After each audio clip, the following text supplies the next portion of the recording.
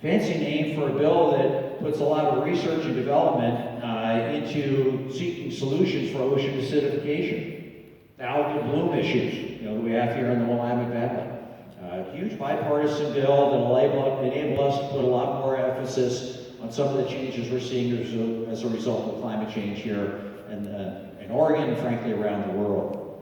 A very exciting piece of legislation that came out that we played a significant role in, as Mark was talking about. We're big on supporting the agricultural community. It's a lifeblood of a lot of folks in the Willamette Valley. The biggest problem I hear from farmers is there's just not enough farm workers. Biggest thing I hear from a lot of farm workers is, hey, I'm not sure with this administration if I'm going to be able to stay or leave, or, I'm afraid to come to this country. I've been here before. I've worked legally in this country.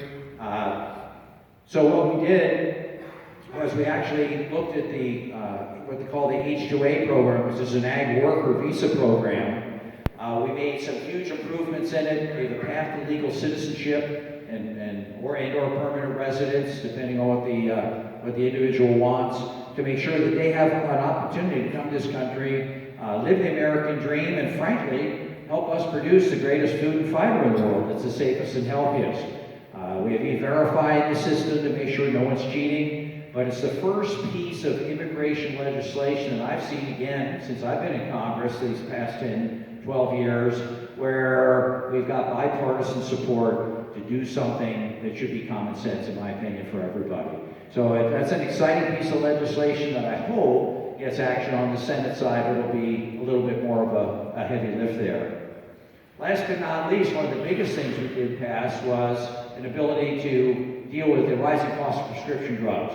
I serve on the Energy and Commerce Committee, the Health Sub, as Mark talked about, and besides dealing with the insurance issues, one of the biggest drivers of increased costs and premiums and deductibles and your hospitalization is the rising cost of pharmaceuticals.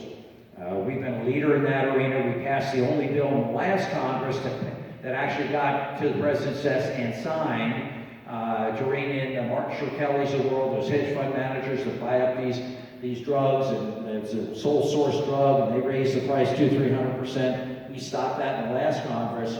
In this particular Congress, we passed out of my committee 6 bipartisan generic competition bills to lower the cost of generic drugs in the marketplace, and we passed a bill that not 100% bipartisan, but there's elements that we see with Senator Wyden's Finance Committee dealing with drug price negotiation. The VA negotiates drug prices, negotiates lower prices, right? Department of Defense gets to negotiate lower drug costs for their members. Even low-income Americans through the Medicaid program get to negotiate drug prices. Who doesn't then? Seniors, exactly right. Seniors do not. That's wrong. That is wrong on so many levels. And frankly, we all should have that ability. You're allowed to negotiate for better prices. It's a market principle. It's been held up. We finally got it passed. It has several other key elements out there. Putting more transparency in the system. I mean, it is a Byzantine chain of actors that play into the cost of the pharmaceuticals we pay at the counter when we pick them up. So we need more transparency. We also put a provision in there that got nominal support in the Senate also to limit price increases for existing medications to no more than the rate of inflation. So instead of going up 5, 15, 20, 200%, was inflation this year, 2.5%.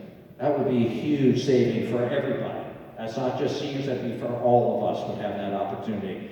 The other big problem we have for a lot of seniors is that while the insurance company will pick up a lot of your costs, depending on if you're on Medicare or you have supplemental, one thing they don't always do is pick up your drug costs. Some of these drugs are super expensive, thousands and thousands of dollars a year.